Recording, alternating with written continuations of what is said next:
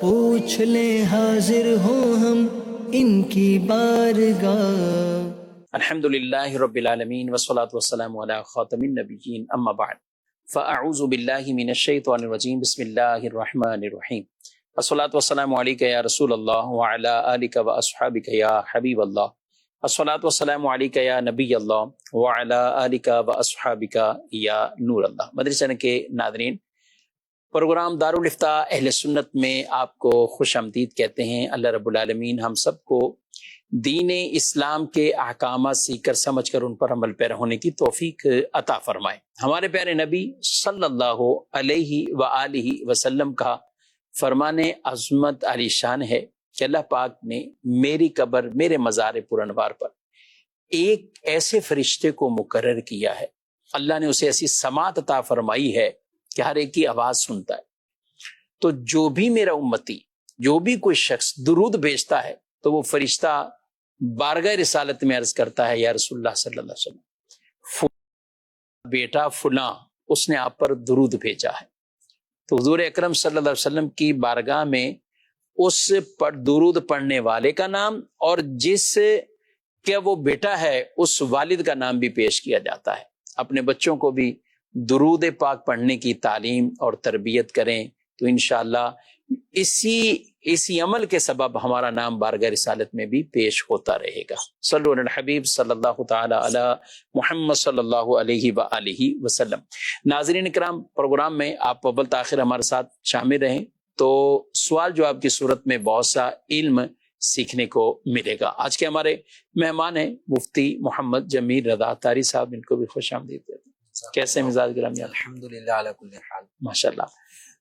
کئی اس وقت حجاج کرام جہاں لاکھوں لاکھ مسلمان حج بیت اللہ کے فریضے کے لیے وہاں پہنچے ہیں، اور وہیں عید قربان کے سلسلے میں لاکھوں نہیں بلکہ کروڑوں لوگ اس تیاریوں میں، دنیا بھر کی بات کریں تو کروڑوں لوگ یا کروڑوں قربانیاں پیش کی جاتی ہیں، اور لوگ اپنے مال کو اللہ کی راہ میں خرچ کرتے ہیں، جانور لیتے ہیں، اور بڑی محبتوں کے ساتھ اور عقیدتوں کے ساتھ عید قربان پر سنت ابراہیمی کو ادا کرتے ہوئے پیارے نبی صلی اللہ علیہ وسلم کے ان فرامین اور فضائل جو آپ نے قربانی پر بیان کیے ان کو حاصل کرتے ہیں۔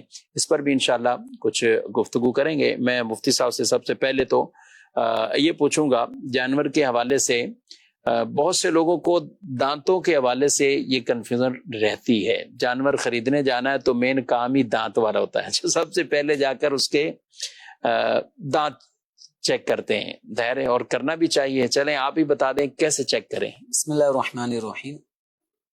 دیکھیں، جانور کے جو دانت کا جو معاملہ ہے تو اس میں ہر چھوٹے بڑے جانور کے دانت آنے کے کی جو عمر ہے نا وہ الگ ہے، اور اسی عمر کو سامنے رکھتے ہوئے ان جانوروں کی عمر طے کی گئی ہے۔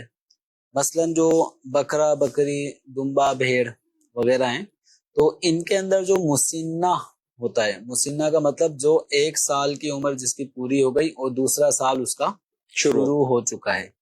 تو جانوروں میں دودھ کے جو دانت ہوتے ہیں، یعنی ابتدائی جو دانت ہوتے ہیں، ان کے ٹوٹنے کے بعد پھر دوبارہ ایک نئے دانت آتے ہیں جس کو ہمارے عرف میں اناج کے دانت بھی کہا جاتا ہے، یعنی جب اب ان سے وہ چارہ کھا رہا ہوتا ہے۔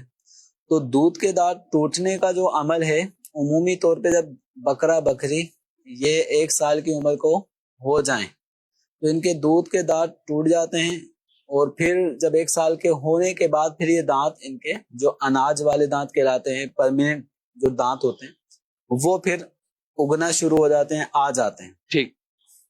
اچھا، یہی چیز اگر ہم بڑے جانوروں میں دیکھیں تو اونٹ کے اندر یہ 4 سال 4.5 سال اتنی عمر تک اس کے وہ دودھ والے دانت چل رہے ہوتے ہیں۔ جب وہ 5 سال کا ہو جاتا ہے تو اب دودھ کے دانت ٹوٹنے کے بعد اب جب وہ 6 سال میں جاتا ہے تو اس کو مسنہ کہا جائے گا، یعنی اب 5 سال کے بعد اونٹ کے وہ دانت آتے ہیں جس کو اناج والے دانت کہا جاتا ہے۔ ٹھیک۔ تو جب اونٹ ہوگا تو 5 سال کی عمر اس میں مقرر کی گئی کہ 5 سال کی عمر میں جو اونٹ ہے اس کے دودھ والے دانت ٹوٹنے کے بعد اناج والے دانت آنا، یہ اس بات کی علامت ہے کہ یہ اپنی عمر میں 5 سال پورے کر چکا ہے۔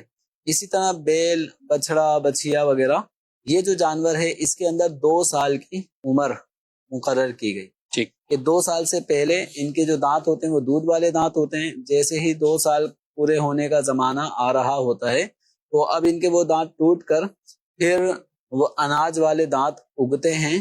تو عام طور پہ وہ جو نیچے کے دانت ہوتے ہیں اور وہ بقیہ دانتوں کے مقابلے میں ان کا سائز بڑا ہوتا ہے۔ تو لوگ ان جانوروں کے پھر ہونٹ وغیرہ کو کھول کر ان دانتوں کو چیک کر رہے ہوتے ہیں۔ تو اس طرح قربانی کے جانوروں میں دانتوں کا آنا، یعنی دودھ والے دانت کے ٹوٹ جانے کے بعد دوسرے جو دانت ہوتے ہیں، پرماننٹ جو دانت ہوتے ہیں، ان کا آنا، یہ ان کی عمر پوری ہونے کی علامت ہوتی ہے کہ بکرا بکری 1 سال کا ہو چکا ہے یہ، ٹھیک ہے، اس لیے کہ اس کے دانت ایک علامت بن رہے۔ اچھا، اسی طرح بچھیا، بچھڑا، بیل، ان کے اندر جب 2 سال کی ان کی عمر ہو گئی تو یہ دانت علامت ہوتی ہے کہ ان کی 2 سال کی عمر پوری ہو چکی ہے۔ اسی طرح اونٹ کے اندر 5 سال کی عمر کی علامت یہ ہے کہ اس کے دانت آ جاتے ہیں۔ تو عربی زبان میں ان کو مسنہ کہا جاتا ہے، اور مسنہ یہ سن سے بنا ہے عربی لفظ، اس کا مطلب ہوتا ہے دانت، سن اسنان اس کی جمع ہے، تو مطلب دانت، 2 دانتا، 2 دانت والا، یا پنجابی میں دوندا، یا عام ادھر بھی دوندا ہی کہتے ہیں۔ تو اب یہ کہ مطلب اس فیلڈ کے جو لوگ ہوتے ہیں جو جانور بیچ رہے ہوتے ہیں تو ان کے منہ سے جو الفاظ لوگ سنتے ہیں خریدار، تو وہی الفاظ پھر وہ چل رہے ہوتے ہیں۔ تو بہرحال یہ جانوروں میں مین چیز ہے عمر۔ تو بکری میں 1 سال، بیل، بچھڑے، بچھیا میں 2 سال، اور اونٹ میں یا اونٹنی میں 5 سال۔ اچھا، اب اس کے اندر دانتوں کا آنا یہ ضروری نہیں ہے، یہ بھی تھوڑا سا مسئلہ ہمیں ذہن نشین کرنا چاہیے کہ دانتوں کا آنا، دودھ والے دانت بعض اوقات بہت قریب مدت میں جا کے، یعنی 1 سال کے قریب آ کے وہ ٹوٹ گئے، اب فوراً نئے دانت نہیں آتے، ٹائم لگتا ہے۔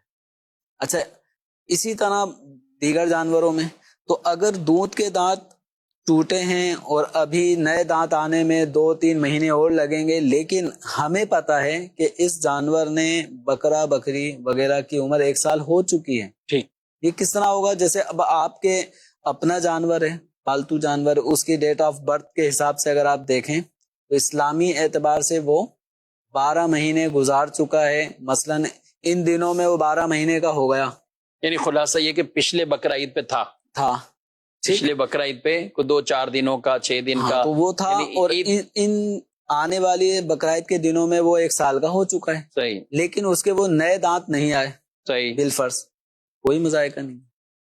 اسی طرح لیکن یہ تو وہ ہوگا نا بڑے کہ جانوروں جیسے اپنا ہے، یہ تو خود پالا ہے، اعتماد ایسا ہے کہ خود گھر پہ تھا، یا ہمارے پڑوسی میں یا بھائی بہن کسی کے ہاں ہمیں پتا ہے کہ ان کے بکرے، یہ بکرا ہے، یہ فلاں ہے فلاں، اب بعض اوقات لوگوں کو یہ پتا ہوتا ہے، علم میں ہوتا ہے، لیکن اب بیپاری جب خریدنے جاتے ہیں وہ تو یہی کہہ رہا ہوتا ہے نا کہ یہ ہو چکا ہے، اس کی عمر پوری ہے، میری گارنٹی۔ اب اس کو تو اپنا مال بھی بیچنا ہے، اس کو تو پیسہ لینا ہے، اپنا مال بیچنا ہے، اور زمانہ بھی، اور لوگوں کے عام طور پہ انداز بھی تجارت میں یہ ہوتے ہیں کہ وہ سچ جھوٹ کو کیسا ملا دیتے ہیں، اور جھوٹ کا کتنا عمل دخل ہو جاتا ہے۔ تو کیا ایک عام خریدار منڈی میں جا کر یہی جواب جو آپ کہہ رہے ہیں کہ گھر پالے ہوئے جانور کے حوالے سے بیپاری دے، تو وہ کیا کرے؟ دیکھیں، دونوں میں فرق تو رہے گا۔ ٹھیک، ایک جانور جو آپ کے گھر میں آپ نے اس کو پالا ہے اور وہ اس کی پیدائش بھی گھر میں ہوئی ہے، تو اس کے حوالے سے تو ہمیں بالکل یقین ہے کہ یہ 12 مہینے اسلامی پورے کر چکا ہے، بلکہ اوپر اس کے کچھ دن ہو گئے ہیں۔ صحیح، تو اس کو ذبح کرنے میں تو ہمیں کوئی شک شبہ نہیں ہوتا کہ یہ قربانی کے لائق ہوا کہ نہیں ہوا، ہمیں شک شبہ نہیں ہوتا۔ صحیح۔ اچھا، دوسرا جو منڈی میں ہم جائیں گے، وہاں جانور چیک کریں گے، اب پتہ چلا دانت نہیں آئے، جن دانتوں کو تلاش کیا جا رہا ہے وہ بڑے دانت جو نمایاں ہو کر آتے ہیں وہ اس کے ابھی نہیں آئے، تو ادھر سے جواب یہ ہوگا اس نے ابھی 1 ہفتہ تو ہوا ہے دانت توڑے ہیں، ٹھیک ہے، عمر اس کی پوری ہے، یہ دانت جو اس کے نہیں ہیں یہ ابھی 1 ہفتے پہلے ٹوٹے، اب یہ دانت ٹوٹے ہیں یا توڑے گئے ہیں، دونوں باتیں ہو سکتی ہیں۔ صحیح۔ دودھ کے دانت جو ہوتے ہیں ان کا سائز الگ ہوتا ہے، یعنی وہ چھوٹے سائز کے ہوتے ہیں، اور جب یہ دودھ کے دانت ٹوٹنے کے بعد جینین دانت جب آتے ہیں، پرمیننٹ دانت، ان کا سائز بڑا ہوتا ہے، وہ لمبائی میں بھی زیادہ ہوتے ہیں، چوڑائی میں بھی زیادہ ہوتے ہیں۔ اب کسی کا بیپاری کا یہ بھی ممکن ہے کہ اس کا جانور، بڑا جانور مثال کے طور پہ بیل ہے، بچڑا ہے، وہ ابھی 2 سال پورا ہونے میں ابھی 1-2 مہینے باقی ہیں اور قربانی کے دن آ گئے اور وہ جانور منڈی میں لے کر آ گیا، تو اس کو تو پتا ہے کہ میرا جانور اگر یہ دودھ کے دانت ابھی اس کے ٹوٹے نہیں ہیں، انہی حالت میں منڈی لاؤں گا تو لوگ تو پہچان جائیں گے کہ بھائی ابھی تو یہ کھیرا ہے، لوگوں کی اصطلاح میں یہ استعمال، ابھی تو کھیرا ہے، ابھی تو دودھ کے دانت بھی اس کے نہیں ٹوٹے، تو یہ تو قربانی کے لائق نہیں ہے۔ تو اب لوگ کیا کرتے ہیں، چال بازیاں، کہ کسی بھی طریقے سے اس کے وہ دانت کھینچ لیتے ہیں، توڑ دیتے ہیں۔ اب ایک دن کو ایک راہ مل جاتی ہے کہ ابھی گریں، عمر اس کی پوری ہو چکی ہے، بلکہ 2.25 سال کا ہے، لیکن دانت آئے نہیں، اب ہم کیا کریں؟ تو یہ معاملہ ہو جاتا ہے شک شبے والا۔ تو قربانی کے اندر جو جانور ہے اس کی عمر کا پورا ہونے کا لحاظ رکھنا ضروری ہے۔ اگر اس کی عمر پوری نہیں ہوئی، مثال کے طور پہ اگر ہمیں یقین ہے کہ ہمارا یہ جانور، اس کا بھی 1 دن باقی ہے قربانی کے حوالے سے 1 سال پورا ہونے میں، مثلا کسی کے گھر میں جانور ہیں 15 ذی الحجہ کو پیدا ہوا، یہ کبھی بھی کسی بھی طریقے سے 10 11 12 ذی الحجہ تک آئندہ سال کا ہوگا ہی نہیں، ہمیں پتہ ہے، ایک دن بھی بعد میں ہو تو نہیں ہوگا۔ تو اب ایسے جانور کی اب قربانی نہیں ہوگی، تو اب جو بیپاری کہہ رہا ہے، ممکن ہے کہ یہ جھوٹ کہہ رہا ہو، اپنا مال بیچنے کی نیت سے کر رہا ہو، تو اس لیے شک شبہات سے بالکل آدمی کو نکل کر عبادت کے معاملات کرنے چاہیے، کیونکہ جب عمر کا لحاظ رکھنا قربانی ہونے کے حوالے سے اس کی اہمیت ہے۔ اب چونکہ یہ کچھ چیزیں ایسی ہوتی ہیں جو عقل پر مبنی ہوتی ہیں، کہ عقل وہاں پہ تقاضا کرتی ہے کہ ہاں یہ بالکل صحیح ہے اور صحیح نہیں ہے۔ کچھ احکام ایسے ہوتے ہیں کہ جن کی بنیاد ہم اپنی عقلوں پہ نہیں رکھ سکتے۔ صحیح۔ اب قربانی کا جانور، بکرا بکری 1 سال کا ہونا چاہیے، کم کیوں نہیں ہوا؟ 6 مہینے کا کیوں نہیں چلتا بکرا؟ حالانکہ 6 مہینے کا بکرا 8-10 مہینے کے بکرے کی بھی نارمل کمیلوں میں ذبح کر دیا جاتا ہوگا، لیکن قربانی کے اندر ایک شرط ہے، اب اس شرط کو ہمیں پورا کرنا ہوگا۔ جو عمر کا، جو ہر جانور کی عمر ذکر کی گئی ہے، ان کو ہمیں مد نظر رکھنا ہوگا جانور کی خریداری میں۔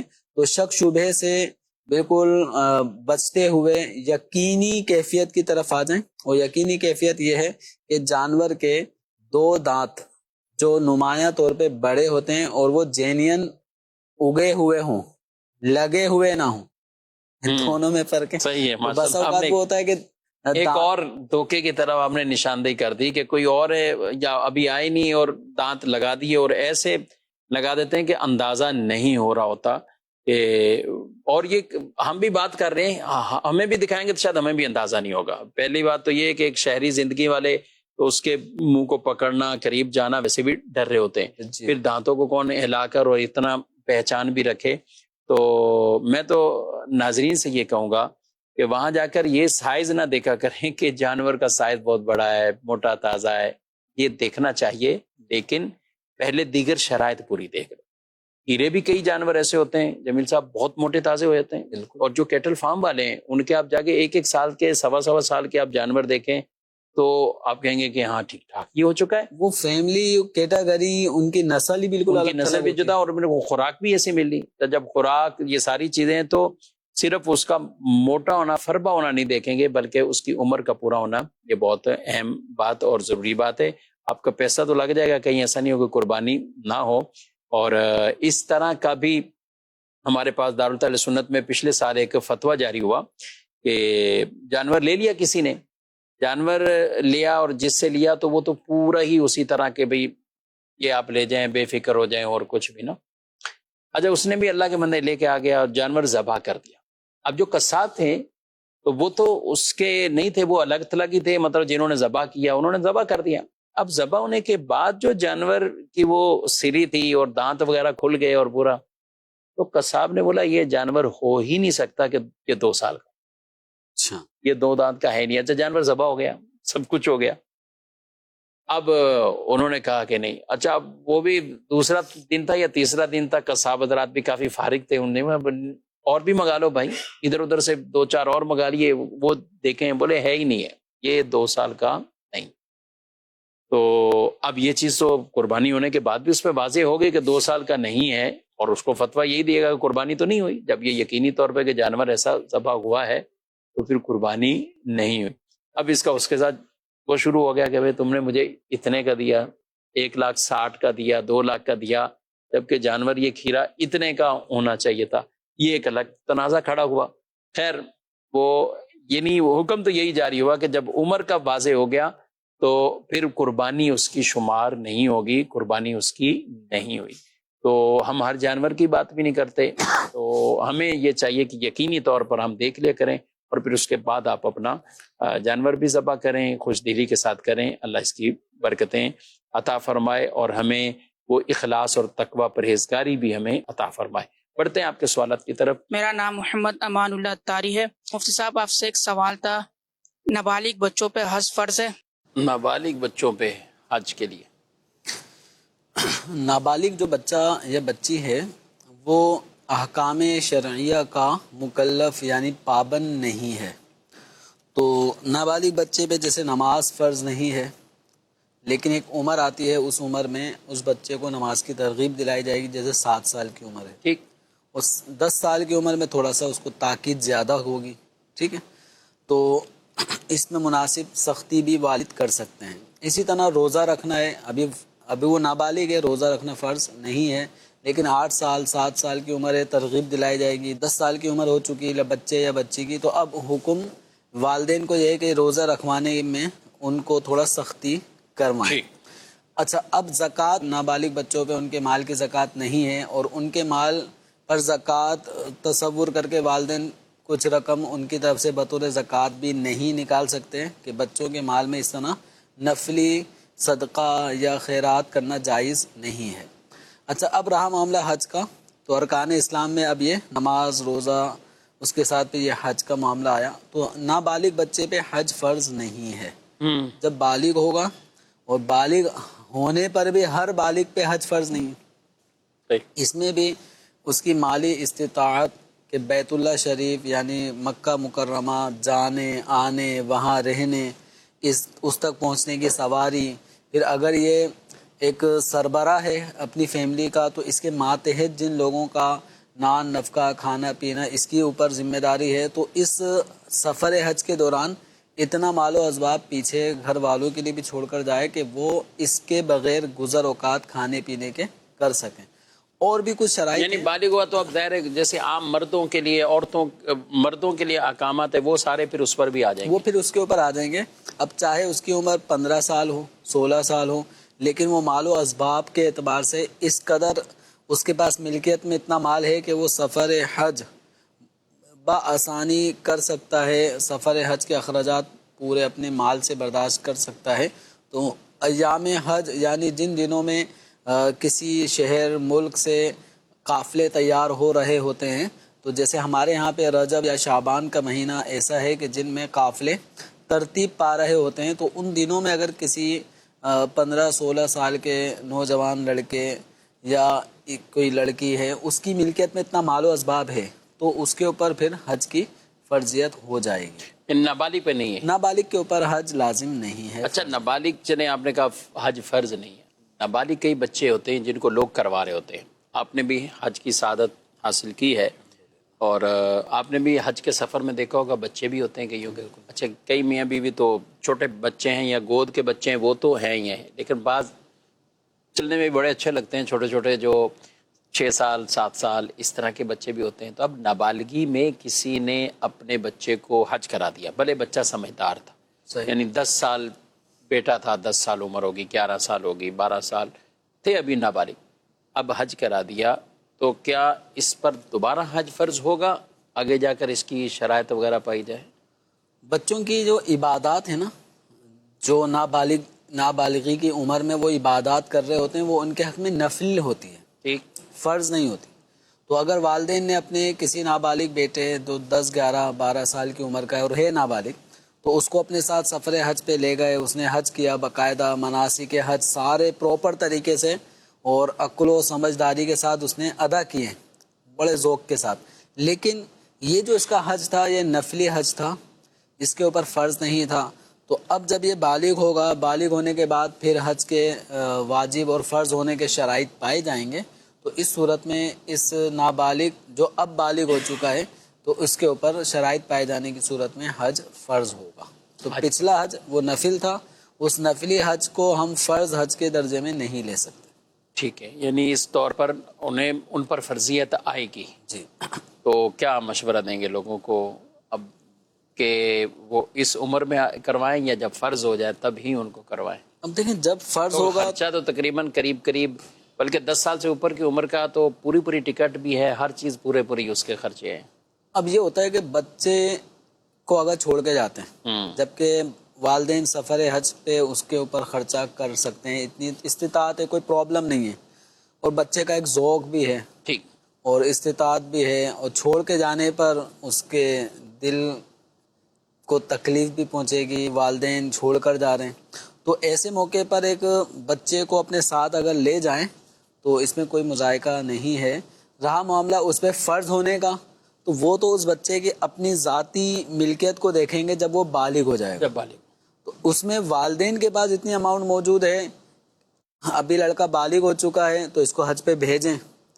تو اگر اس لڑکے جو بالغ ہو چکا ہے اس کی اپنی ملکیت میں اتنا مال و اسباب نہیں ہے کہ وہ سفر حج کے اخراجات وغیرہ برداشت کر سکے، تو والدین کے اوپر لازم نہیں ہے کہ اب اس بالغ لڑکے کو حج پہ بھیجیں. صحیح. تو جو عبادات ہیں تو ہر مسلمان مرد یا عورت پر اس کے حسب حال احکام شرع لازم ہوتے ہیں. صحیح. تو دوسرے کی مالیت کو سامنے رکھتے ہوئے، یعنی والد صاحب جو امیر ہیں، مالدار ہیں، تو اب ان کا جو بیٹا ہے جو بالغ ہے لیکن مالدار صاحب نصاب غنی نہیں ہے، تو ہم یہ نہیں کہیں گے چونکہ تمہارے والد صاحب جو ہے وہ کروڑ پتی ہیں لہذا تم زکوٰۃ نکالو. صحیح. اس لڑکے کی اپنی ملکیت دیکھی اس جائے کو گی. دیکھا جائے گا. اسی طرح حج کے معاملے میں بھی دیکھا جائے گا. تو اب یہ ہے کہ بعض اوقات جن کو اللہ تبارک و تعالیٰ نے نوازا ہے تو وہ اپنے بچوں کو بھی حج پر لے جاتے ہیں، اور پھر جب یہ بچے بچپن میں حج کرتے ہیں تو ایک ذوق شوق کعبۃ اللہ شریف کو دیکھنا، گنبد خضرا کو دیکھنا، تو شاید ہم یعنی جو بالغ ہوتے ہیں ان کے سفر حج حرمین شریفین کے سفر سے واپس آنے کے بعد وہ شاید اتنا اس سفر سے لطف اندوز نہیں ہوتے ہوں گے یا ان کا بار بار تذکرہ نہیں کر پائیں گے جتنا یہ بچہ پر ذوق طریقے سے اپنے ہم عمر بچوں کو مکہ مدینے کی باتیں بتائے گا. تو اس سے عشق مدینہ، عشق مکہ مکرمہ وہ انشاءاللہ پیدا ہوگا. تو یہ بچوں میں احکام اسلام کی بجا آوری کا ذہن یوں پیدا ہوتا ہے. تو بالکل جن سے ممکن ہو وہ اپنے نابالغ بچے ایسے جو سمجھدار ہوں اور وہاں پاکی ناپاکی کے مسائل میں ڈسٹربنس بھی پیدا نہ کریں. تو ایسی عمر کے بچوں کو ان کی طاقت کو سامنے رکھتے ہوئے کہ وہ طواف بھی کریں گے، سعی بھی کریں گے، مزدلفہ، مینا، عرفات آنا جانا، یہ ساری جو مشقتوں والے کام ہیں وہ یہ کر سکتا ہے بآسانی، تو بالکل لے جا سکتے ہیں. ٹھیک. جی. میرا مفتی صاحب سے سوال یہ ہے کہ میں ایک اوورسیز پاکستانی ہوں، امریکہ میں مقیم ہوں، پاکستان میں قربانی کرنا چاہتا ہوں، مگر ہمارے ہاں وقت کا بہت بڑا فرق ہے، مطلب کہ ہمارا وقت پاکستان سے تقریباً 10 گھنٹے لیٹ ہے. تو کیا یہ قربانی ہمارے وقت کے مطابق کہ جب یہاں 10 ذوالحجہ کی صبح ہو جائے تب کی جائے گی یا پاکستانی وقت کے مطابق ہی کر دی جائے گی؟ برائے کرم اس کا جواب عنایت فرمائیں. کافی یہ مسئلہ لوگوں کو درپیش ہوتا ہے، اور یہ چونکہ امریکہ کے حوالے سے ہے تو امریکہ میں بالخصوص اگر ہم بات کریں تو وقت کا کافی فرق، تاریخ سیم ہو سکتی ہے، ممکن ہے، یعنی وہاں بھی 10 ذوالحجہ ہو چکی ہے اور یہاں بھی 10 ذوالحجہ ہے، لیکن مسئلہ یہ ہے کہ یہاں ہمارے یہاں 10 ذوالحجہ صبح ہم نے عید کی نماز پڑھ لی، لیکن ان کے یہاں بھی صبح صادق ہی نہیں ہوئی، وہاں چاند رات ہے، چاند رات یعنی ہے، وہاں پہ یعنی ہے 10 ذوالحجہ لیکن ہے چاند، وہاں پہ 10 ذی الحجہ کی شب چل رہی ہے. اب جیسے انہوں نے بھی کہا کہ تاریخ بھی ہے لیکن فرق 10 گھنٹے کا آ جاتا ہے. اب ہم یہاں پر ہیں اور اس وقت ہیں، اور ابھی بالفرض ہم بات کریں جس ٹائم ہمارا یہ پروگرام ریکارڈ ہو رہا ہے تو ہم 8 بج گئے ہیں رات کے. اب یہ 8 ہیں تو یہ رات کے یہاں کی ہماری صحیح. یاد ہے. تو اب وہ اس سے بالکل پیچھے چلے جائیں آپ. جو بھی ہاں، تو فرق وہاں 10-12 گھنٹے کا ہے تو وہ وہاں پیچھے. صبح کے یا تو 10 بج رہے ہوں گے جی. یا 9 بج رہے ہوں جی گے. ہاں. تو وہاں پہ تقریباً اچھا جب ہمارے دن میں عید کی نماز ہو جائے گی تو ہم کہیں کہ پاکستانی ٹائم کے مطابق ہم 8 بجے فارغ ہو گئے بالفرض. صحیح. کئی عید کی نمازیں تو بہت جلدی بھی ہو جاتی ہیں. اب 7:30 ہم فارغ ہو گئے, 8 بجے فارغ ہو گئے, لیکن وہاں اب بھی رات ہوگی چل رہی. اور عید اگلا دن یعنی صبح صادق کے اپنا اگلے دن انہوں نے عید کی نماز ادا کرنی ہے. تو یہ قربانی کس وقت کریں؟ یعنی تاریخیں سیم بظاہر ہے. اس میں اس چیز کا خیال رکھنا ضروری ہے کہ جب دو ملکوں میں اس طرح کا معاملہ ہو کہ جس کی طرف سے قربانی ادا کر رہے ہیں فیملی والے تو وہ کسی اور ملک میں ہے اور جانور کی جو قربانی ہونی ہے وہ کسی اور ملک میں ہے, تو اگر امریکہ یا کسی بھی اور ملک میں رہنے والے کسی فرد کی طرف سے پاکستان میں اگر قربانی ہو رہی ہے تو جیسے کہ 10-11 گھنٹے کا ڈیفرنس دونوں جگہوں کے ٹائم میں ہے. اب یہاں ہم صبح فجر کے بعد پھر طلوع آفتاب کا انتظار کرتے ہیں, 20 منٹ مکروہ وقت گزر جانے کے بعد پھر عید کی نمازیں تقریباً لوگ پڑھنا شروع کر دیتے ہیں. تو اب جیسے ہی عید کی نماز پڑھ کر آتے ہیں تو سب سے پہلا کام یہی ہوتا ہے کہ اب جانور کو ذبح کیا جائے.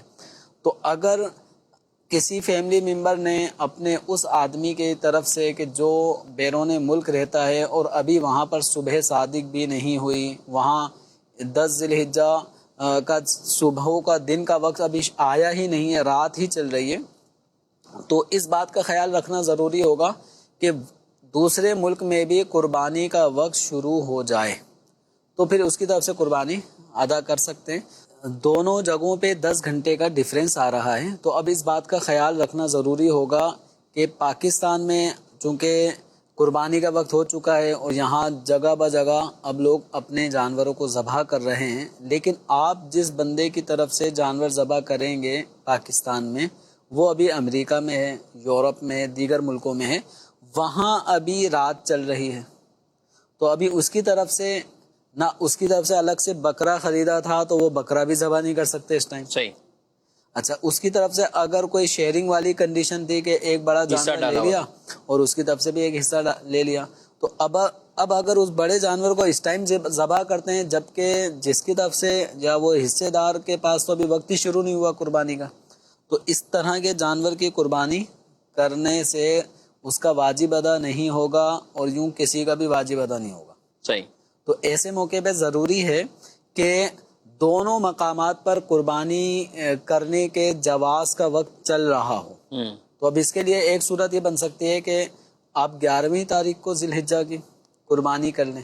جب آپ 11 ذی الحجہ کی صبح کو قربانی کریں گے تو امریکہ میں 11ویں شب شروع ہو گئی, تو اب 10 ذی الحجہ کا دن قربانی کا دن ہے, آنے والی رات 11ویں شب وہ بھی قربانی کا وقت ہے, آنے والا 11واں دن وہ بھی قربانی کا وقت ہے, 12ویں شب اور 12واں دن غروب آفتاب ہونے تک تو یہ قربانی کا ٹائم ہے.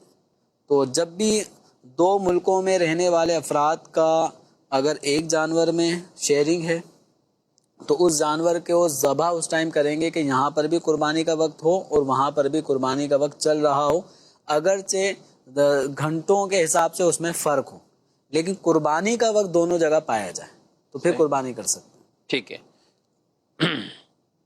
اب اسی کو اگر ہم تھوڑا سا اور کہیں گے تو یہ بھی صورت ہو سکتی ہے کہ پاکستان میں قربانی کا وقت ختم ہو چکا اور وہاں بھی باقی, یعنی یہاں غروب آفتاب 12ویں کا ہو گیا تو پاکستان میں ختم ہو گیا ٹائم اور وہاں بھی قربانی کا وقت, وہاں 10 گھنٹے باقی قربانی کا وقت چل رہا ہے, اس کی طرف سے یہاں قربانی نہیں کر سکتے, یہاں نہیں کر سکتے. ان چیزوں کا جو بھی اجتماعی قربانی کرنے والے احباب ہوتے ہیں کئی ایسے ہیں کہ جو اپنے طور پہ کرتے ہیں, کئی دعوت اسلامی کے تحت بھی, تنظیم کے تحت بھی ایک جو اصول و ضوابط ہیں اور وہ اصول و ضوابط شرعی طور پر انہیں جو دیے گئے ہیں بطور خاص ان کی رعایت کرتے ہوئے اس فریضے کو سر انجام دینا ہے. لیکن اس چیز کا ہمیں پورا خیال رکھنا ہوگا کہ یہ ٹائمنگ کے حوالے سے بھی اور کوئی بھی ایسا حصہ اس جانور میں نہ رکھا جائے کہ جس کی طرف سے آپ نے کرنا ہے تو وہاں اس ملک میں قربانی کا وقت ابھی شروع ہی نہیں ہوا یا قربانی کا وقت وہاں ختم ہو چکا ہے اور ہم یہاں اس کے لیے قربانیاں کر رہے ہوں تو یہ پھر ٹھیک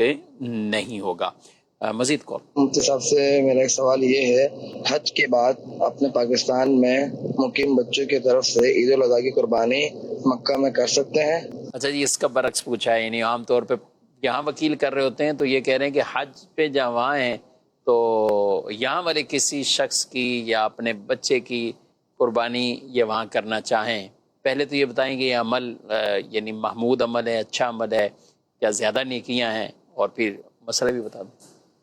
دیکھیں مکہ مکرمہ کی نیکیوں کی تو کیا ہی بات ہے کہ اجر و ثواب بڑھا دیا جاتا ہے. عمل وہی ہم اپنے وطن میں کر رہے ہیں، اپنے شہر میں کر رہے ہیں، وہی عمل ہم سرزمین مکہ میں کریں، حدود حرم میں کریں، تو اس کا اجر و ثواب 1,00,000 درجے بڑھا دیا جاتا ہے. تو اب اگر ایسی کوئی صورت بن جائے کہ پاکستان میں رہنے والے شخص کی طرف سے قربانی اگر حدود حرم میں ہو رہی ہو تو اجر و ثواب بڑھ جائے گا. تو اب اس کے لیے پھر اسی چیز کو ہم سامنے رکھیں گے کہ اگر عرب شریف میں اگر سیم تاریخ نہیں ہے، چاند کا ایک دن کے آگے کا معاملہ اگر ہے کہ وہاں پہ 10 ذی الحجہ کی رات شروع ہوئی ہے، ہمارے یہاں پہ 9 ذی الحجہ کی رات شروع ہوئی ہے، صحیح. وہاں صبح صادق ہوئی ہے 10 ذی الحجہ کی، ہمارے یہاں پہ 9 ذی الحجہ کی صبح صادق ہوئی ہے، تو ہم وہاں کے حساب سے ایک دن پیچھے ہیں. تو امریکہ والا مسئلہ ہم ڈسکس کر رہے تھے، وہ 10-12 گھنٹے کا وہ پیچھے تھے، یہاں تقریباً پورا دن ہی بندہ پیچھے ہوگا. تو اگر وہاں 10 ذی الحجہ ہے اور صبح صادق ہو گئی، اب قربانی کا وقت آ گیا نماز عید کے بعد، تو اب وہاں والے لوگ بلا دریغ قربانیاں کر رہے ہیں. صحیح.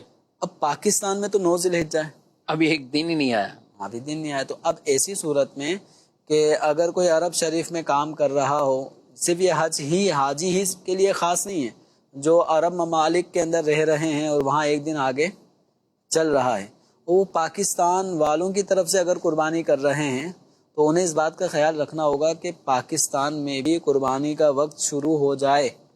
صحیح. اس کا مطلب پھر وہ یہ ہوگا کہ یہ 11 ذی الحجہ کو اگر قربانی کریں گے تو پاکستان میں 10 ذی الحجہ کا وقت آ چکا.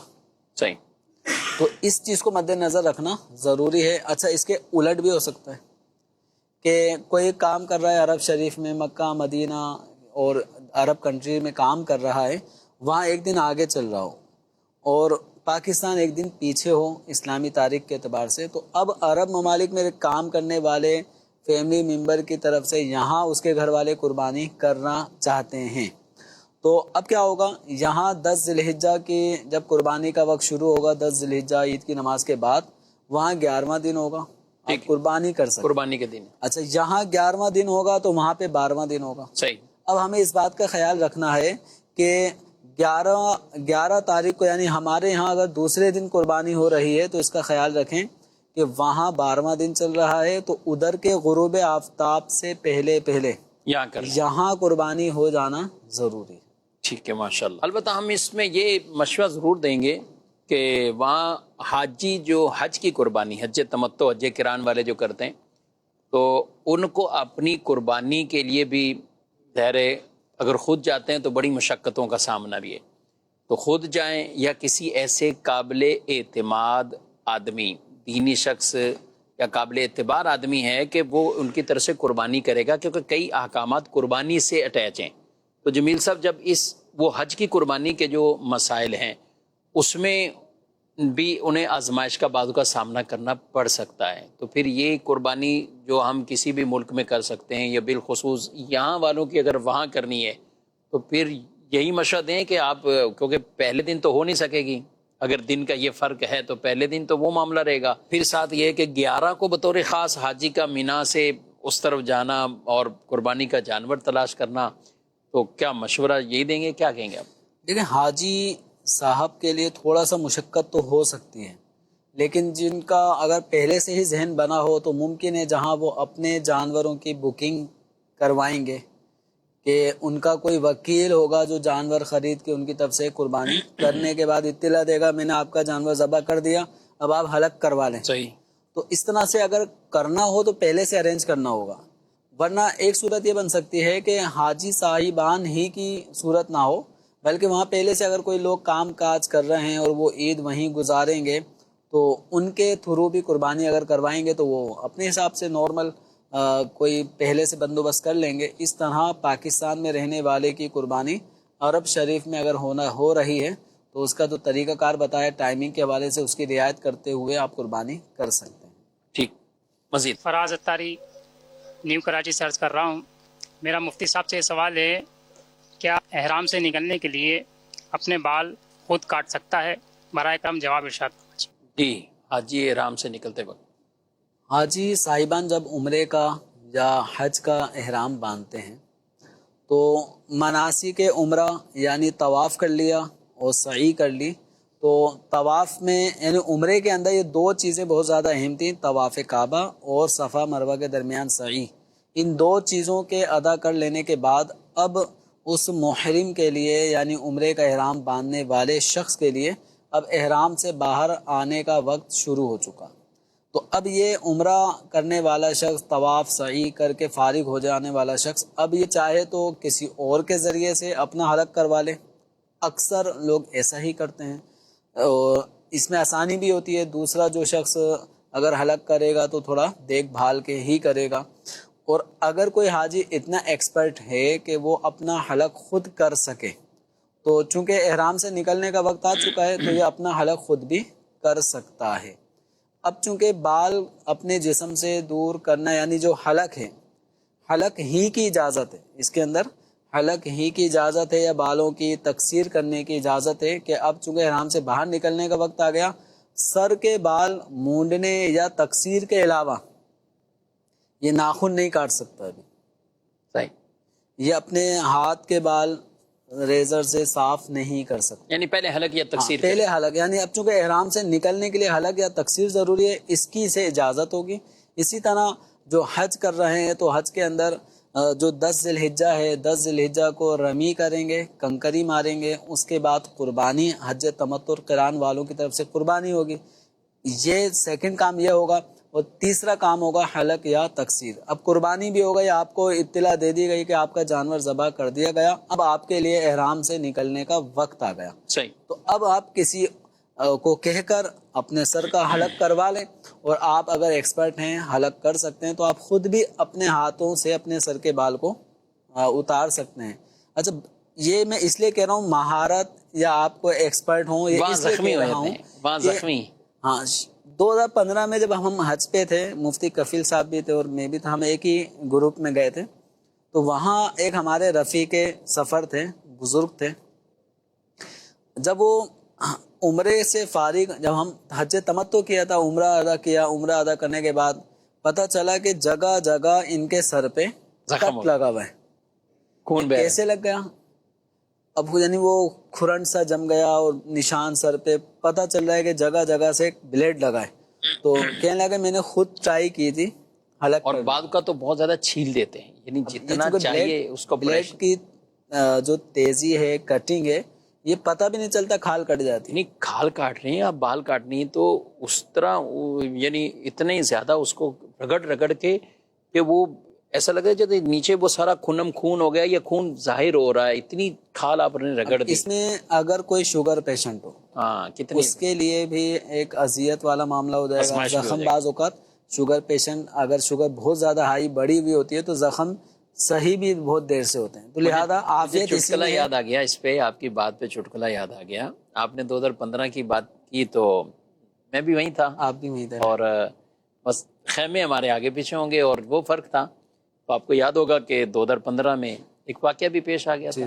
اور اس طرح کا وہ حادثہ تھا کہ جس میں کئی لوگوں کی شہادتیں بھی ہوئیں، جو آپس میں بگدڑ ہو گئی تھی یا آپس میں جو کوئی گیٹ بہت زیادہ بند تھا اور ازدحام زیادہ ہو گیا. اچھا اب ہم تو اپنے یہاں پہنچ گئے، خیموں میں وہاں پہنچ گئے. تو یہی ہوا کہ صحیح اپنا رمی وغیرہ کر کے واپسی آئے تو پتہ چلا قربانی بھی ہوگی، لیکن باہر جانے کا ایک خوف سب میں تھا تو کچھ حلق وہیں کرنے لگ گئے. تو ایک ایسا ہی کہ وہ حلق کیا ہوا تو پورے سر پہ زخمی کیا ہوا ہے. اللہ. اچھا اپنا موبائل بھی ان کا بند، تو کسی اور کو پاکستان سے ان کے بھائیوں کا خیر خیریت کے لیے فون کیا کہ بھئی آپ کے ساتھ تھے نا، وہ کیا ہوا؟ وہ انہوں نے بات کی، السلام علیکم جی، ارے وہ ان کا ہمارے جو حاجی صاحب ہیں، بولے نہیں وہ ہیں لیکن زخمی ہیں. تو وہ کہہ رہے ہیں لیکن زخمی، تو بیچارے ڈر گئے جو فون کرنے والے، کیا ہوا خیریت میں تھے؟ اور نہیں اپنا حلق کیا تھا انہوں نے، تو وہ سر انہوں نے زخم کر لیا، باقی ٹھیک ٹھاک ہیں. میں نے ان کو بولا اللہ کے بندے، وہاں اس طرح کی چیز مشہور ہوئی ہے، اور وہاں ظاہر ہے کہ لوگ اتنے انتقال کر گئے، اتنی شہادتیں ہو گئی، ایسے موقع پر آپ کا اس طرح کا مزاح کرنا یہ ٹھیک نہیں ہے. تو میں نے ان کو یہ کہا، لیکن ہوا کیا، اس کی ابتدا کہتے بولے خود ہی انہوں نے اپنے آپ کو زخمی کیا. جب ہم ان کو کہہ رہے ہیں کہ آپ، کیونکہ مینا کے خیموں میں عام طور پہ نہ کوئی شیشے اس طرح آپ کو ملیں پورے کہ آپ دیکھ سکیں، یہ وہ خود ہی لگے رہے، اور کوئی اس وقت دیکھا ہی نہیں، کسی نے توجہ نہیں کیا، تو انہوں نے بہت زیادہ اپنی کھال بھی جو ہے وہ ادھیڑ دی اور یوں زخم بھی کر دیے. اچھا چلے ضمن کہ احرام میں جب یہ باہر ہوئے، یا اس طرح یہ خون ہوئے یا کچھ خون بہا ان کا، تو احرام میں تو نہیں مسئلہ ہے؟ دیکھیں اب یہ احرام چونکہ سر کے چوتھائی حصے کا حلق یا تقصیر احرام سے نکلنے کے لیے ضروری ہے، اور پورا سر منڈوانا یہ سنت ہے. حلق تقصیر کے مقابلے میں زیادہ بہتر اور افضل عمل ہے. تو اب یہ ہے کہ اگر اس جگہ سے حاجی نے اپنے ہاتھ خود ہی حلق کیا اور خون ہوئے، تو اگر سر کے چوتھائی حصے کے بال حلق کرنے میں یہ کامیاب ہو چکے تھے، تو ان کا احرام کی پابندی ان کی ختم ہو گئی، احرام سے باہر آ گئے. باقی جو خون ان کے سر سے نکلے گا، ٹپکے گا، وہ ناپاک ہے. اب وہ احرام پہ یا جسم پہ جہاں لگا تو وہ جسم کو ناپاک کرے. یعنی ہم احرام کے لیے بھی اگر احرام میں کوئی چوٹ آ جاتی، کسی کا خون نکلتا ہے یہ وہ، تو اس وجہ سے اس کے احرام پر کوئی دم وغیرہ لازم نہیں آتا. بتانا یہی مقصود تھا. ناظرین کرام، پروگرام آپ نے ملاحظہ کیا، آپ اپنا خیال بھی رکھیے، اور عید قربان کی تیاریاں بھی کیجیے. جو حجاج کرام گئے ہوئے ہیں، اللہ پاک ان کو بھی قدم قدم پر ان کی حفاظت بھی فرمائے، اور حج بیت اللہ اور مبرور حج کی سعادت عطا فرمائے. ہمیں بھی بار بار جانا نصیب فرمائے. آمین بجاہ النبی الامین صلی اللہ علیہ وسلم. ہادی و رہنما ہمارے علماء، ہو کبھی درپیش جو کوئی مسئلہ، پوچھ لیں حاضر ہوں ہم ان کی بارگاہ. یہ دین متی کی